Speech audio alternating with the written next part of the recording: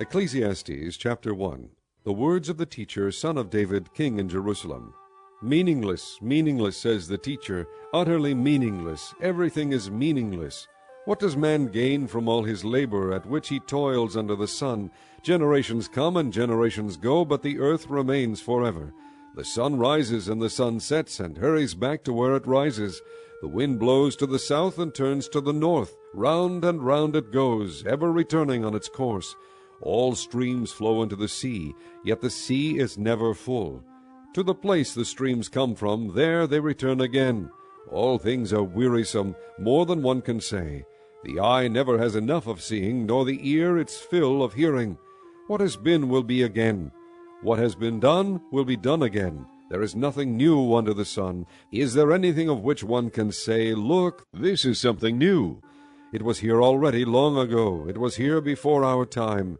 There is no remembrance of men of old, and even those who are yet to come will not be remembered by those who follow. I, the teacher, was king over Israel in Jerusalem. I devoted myself to study and to explore by wisdom all that is done under heaven. What a heavy burden God has laid on men!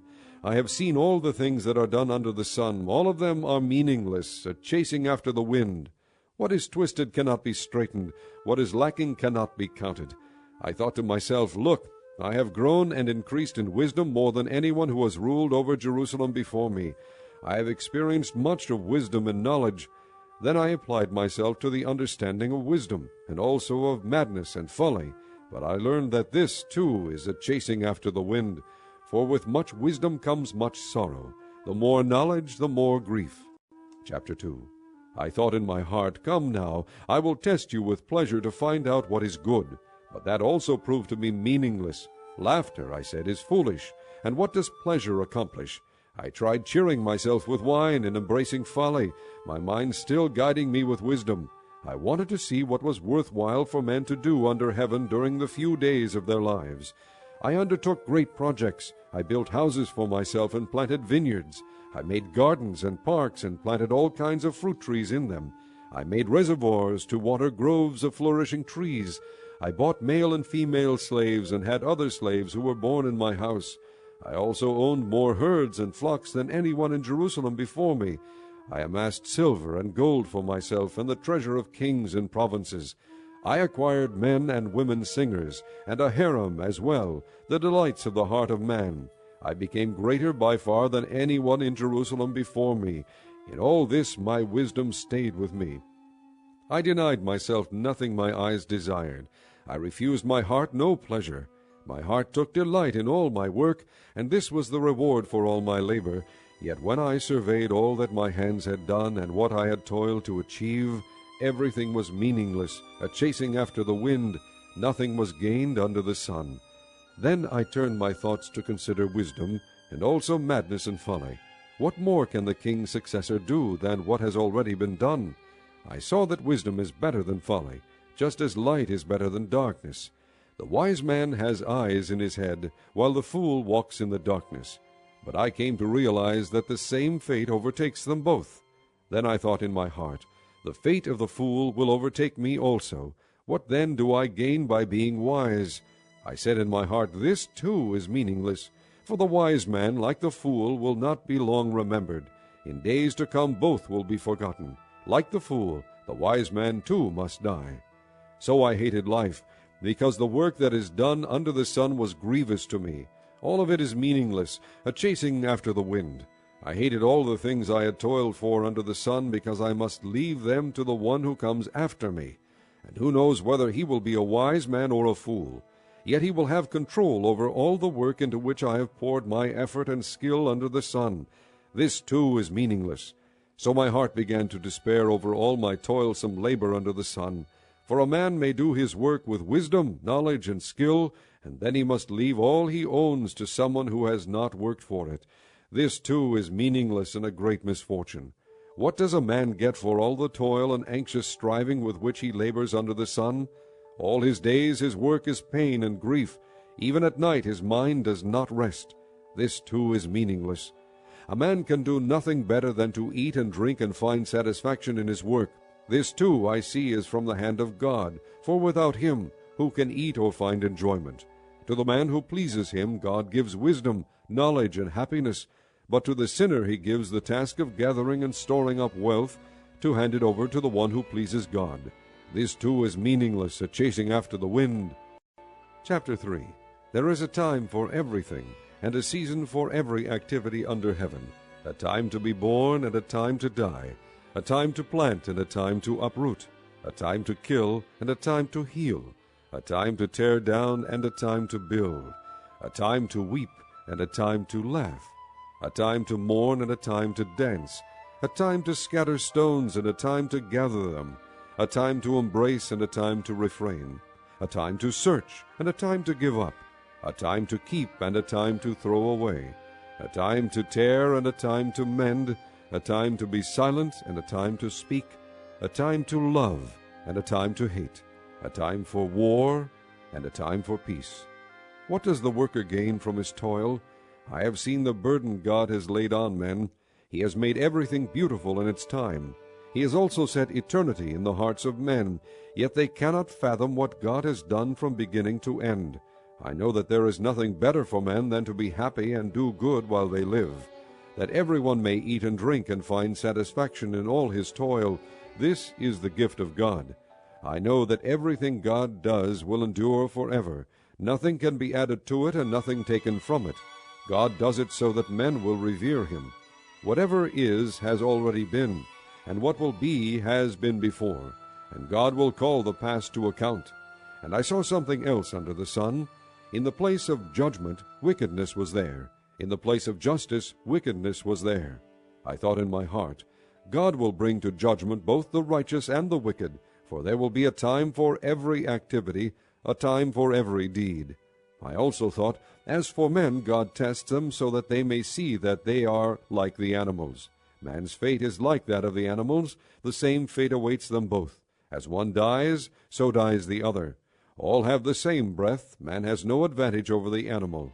Everything is meaningless. All go to the same place. All come from dust, and to dust all return. Who knows if the spirit of man rises upward, and if the spirit of the animal goes down into the earth?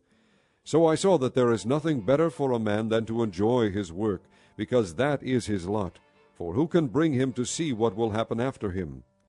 Chapter 4. Again I looked and saw all the oppression that was taking place under the sun. I saw the tears of the oppressed, and they have no comforter. Power was on the side of their oppressors, and they have no comforter. And I declared that the dead who had already died are happier than the living who are still alive. But better than both is he who has not yet been, who has not seen the evil that is done under the sun. And I saw that all labor and all achievement spring from man's envy of his neighbor. This too is meaningless, a chasing after the wind. The fool folds his hands and ruins himself.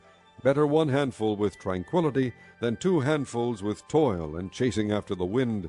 Again I saw something meaningless under the sun.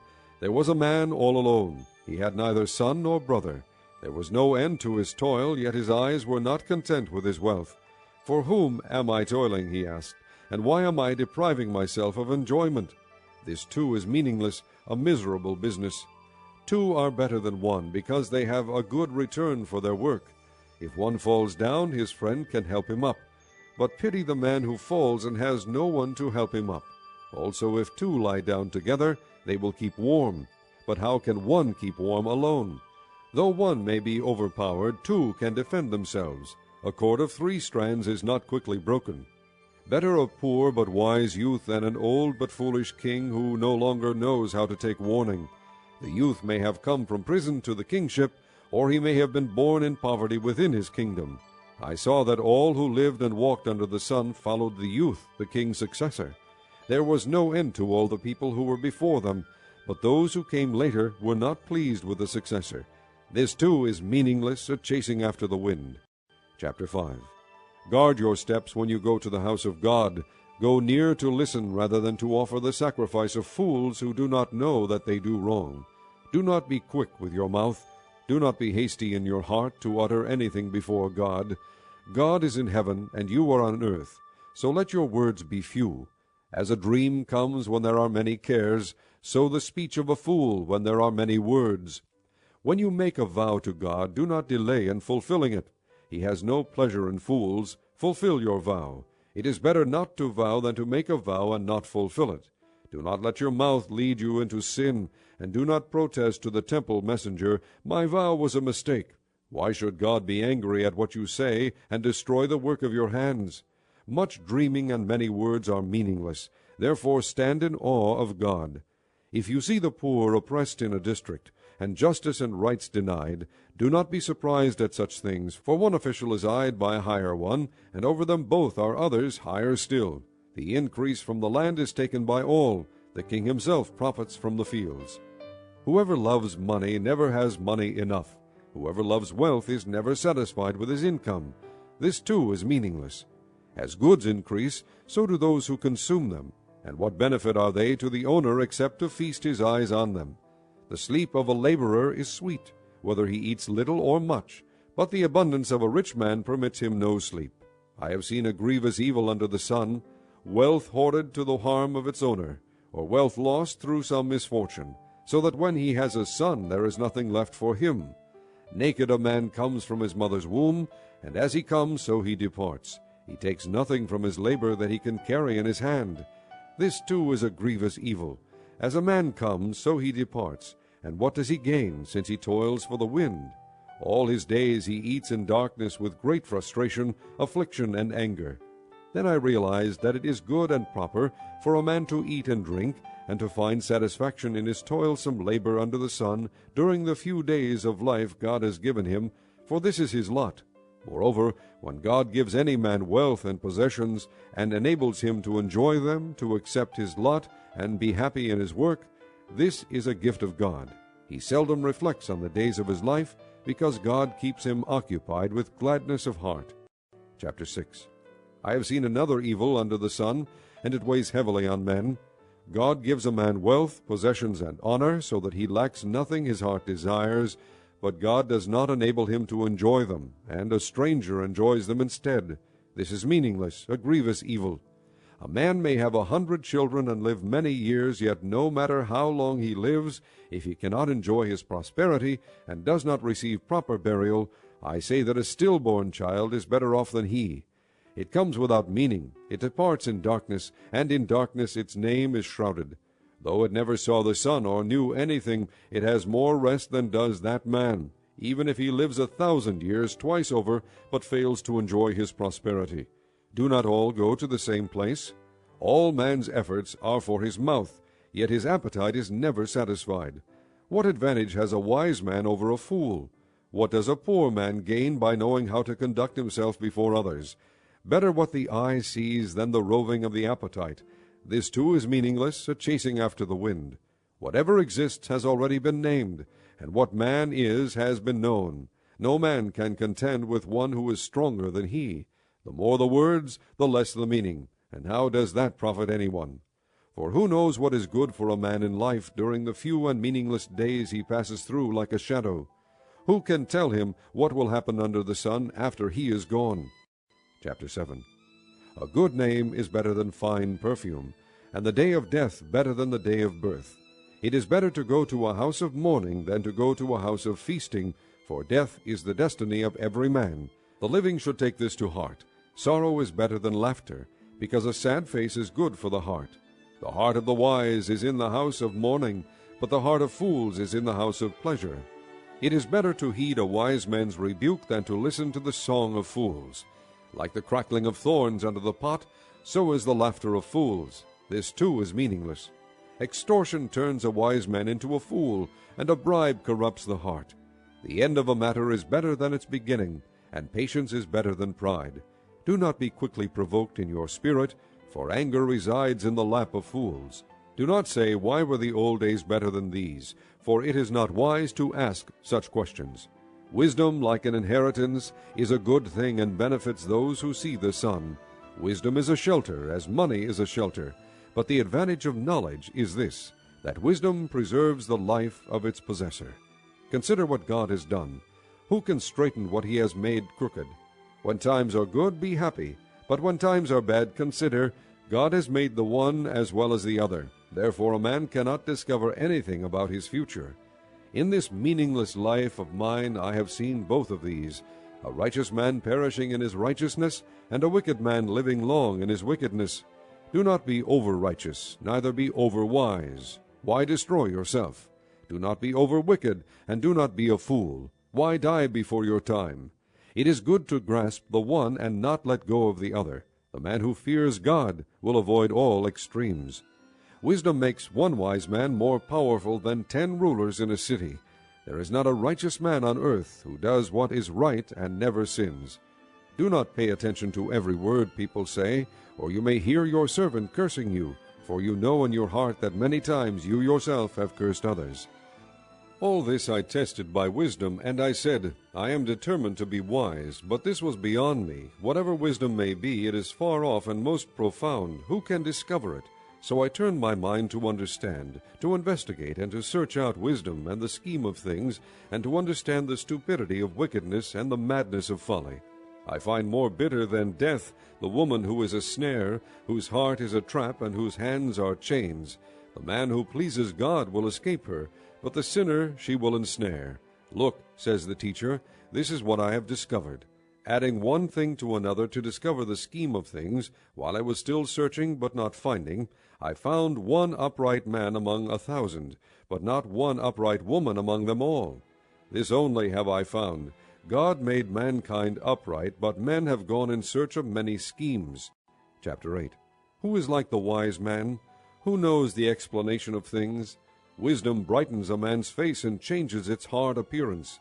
Obey the king's command, I say, because you took an oath before God. Do not be in a hurry to leave the king's presence. Do not stand up for a bad cause, for he will do whatever he pleases. Since a king's word is supreme, who can say to him, What are you doing?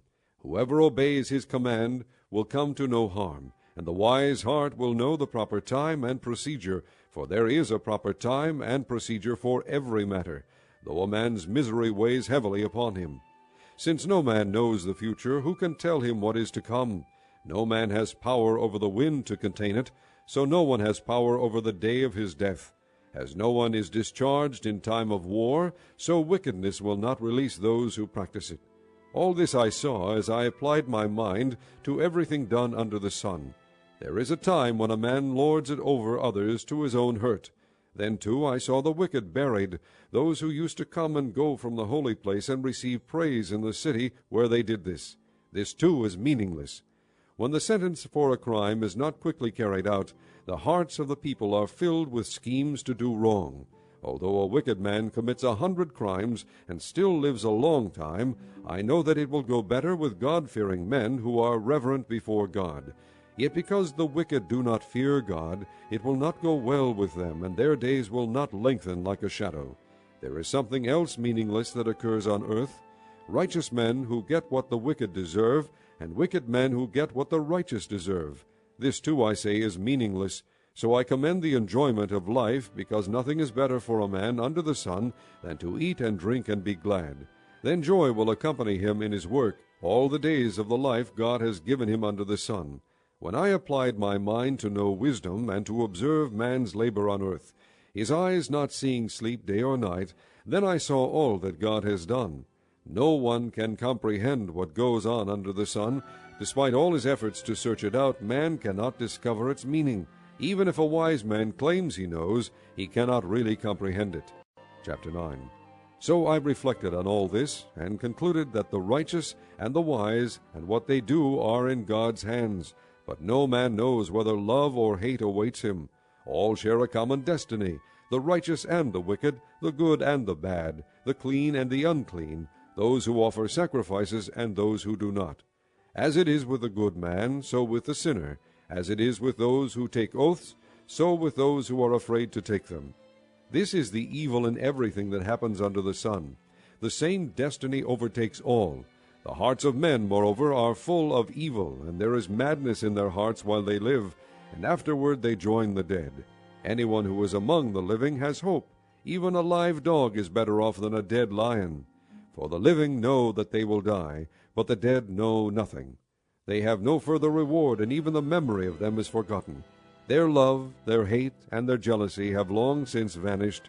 Never again will they have a part in anything that happens under the sun.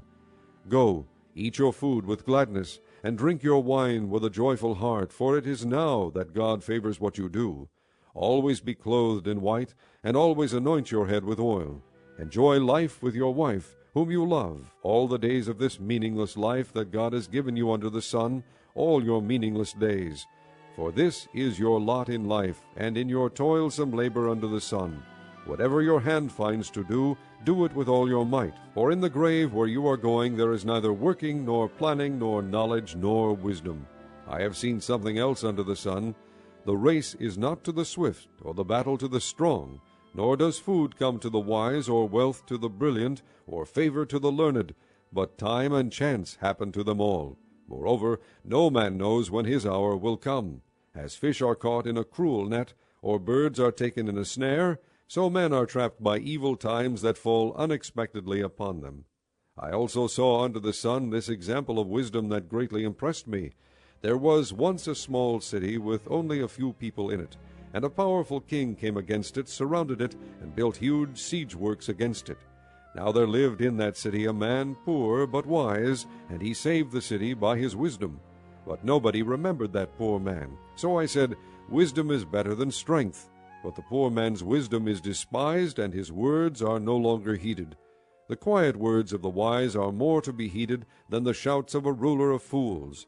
Wisdom is better than weapons of war, but one sinner destroys much good. Chapter 10. As dead flies give perfume a bad smell, so a little folly outweighs wisdom and honor. The heart of the wise inclines to the right, but the heart of the fool to the left. Even as he walks along the road, the fool lacks sense, and shows everyone how stupid he is. If a ruler's anger rises against you, do not leave your post. Calmness can lay great errors to rest. There is an evil I have seen under the sun, the sort of error that arises from a ruler. Fools are put in many high positions, while the rich occupy the low ones. I have seen slaves on horseback, while princes go on foot like slaves. Whoever digs a pit may fall into it. Whoever breaks through a wall may be bitten by a snake. Whoever quarries stones may be injured by them. Whoever splits logs may be endangered by them. If the axe is dull and its edge unsharpened, more strength is needed, but skill will bring success. If a snake bites before it is charmed, there is no profit for the charmer. Words from a wise man's mouth are gracious, but a fool is consumed by his own lips. At the beginning his words are folly, at the end they are wicked madness, and the fool multiplies words. No one knows what is coming. Who can tell him what will happen after him? A fool's work wearies him. He does not know the way to town. Woe to you, O land, whose king was a servant, and whose princes feast in the morning. Blessed are you, O land, whose king is of noble birth, and whose princes eat at a proper time, for strength and not for drunkenness. If a man is lazy, the rafters sag. If his hands are idle, the house leaks. A feast is made for laughter, and wine makes life merry, but money is the answer for everything. Do not revile the king even in your thoughts, or curse the rich in your bedroom, because a bird of the air may carry your words, and a bird on the wing may report what you say. Chapter 11. Cast your bread upon the waters, for after many days you will find it again. Give portions to 7, yes, to 8, for you do not know what disaster may come upon the land. If clouds are full of water, they pour rain upon the earth. Whether a tree falls to the south or to the north, in the place where it falls, there will it lie. Whoever watches the wind will not plant. Whoever looks at the clouds will not reap. As you do not know the path of the wind, or how the body is formed in a mother's womb, so you cannot understand the work of God, the maker of all things. Sow your seed in the morning, and at evening let not your hands be idle. For you do not know which will succeed, whether this or that, or whether both will do equally well. Light is sweet, and it pleases the eyes to see the sun. However many years a man may live, let him enjoy them all. But let him remember the days of darkness, for they will be many. Everything to come is meaningless. Be happy, young man, while you are young, and let your heart give you joy in the days of your youth. Follow the ways of your heart, and whatever your eyes see, but know that for all these things God will bring you to judgment. So then banish anxiety from your heart, and cast off the troubles of your body, for youth and vigor are meaningless. Chapter 12. Remember your Creator in the days of your youth, before the days of trouble come, and the years approach when you will say, I find no pleasure in them. Before the sun, and the light, and the moon, and the stars grow dark, and the clouds return after the rain, when the keepers of the house tremble, and the strong men stoop, when the grinders cease because they are few, and those looking through the windows grow dim, when the doors to the street are closed, and the sound of grinding fades, when men rise up at the sound of birds, but all their songs grow faint, when men are afraid of heights and of dangers in the streets, when the almond tree blossoms and the grasshopper drags himself along, and desire no longer is stirred, then man goes to his eternal home, and mourners go about the streets.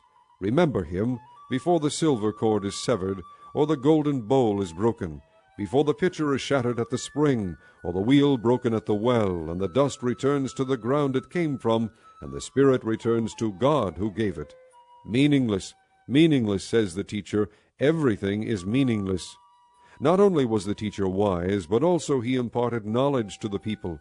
He pondered and searched out and set in order many proverbs. The teacher searched to find just the right words, and what he wrote was upright and true. The words of the wise are like goads, their collected sayings like firmly embedded nails, given by one shepherd. Be warned, my son, of anything in addition to them. Of making many books there is no end, and much study wearies the body. Now all has been heard. Here is the conclusion of the matter. Fear God, and keep his commandments, for this is the whole duty of man. For God will bring every deed into judgment, including every hidden thing, whether it is good or evil.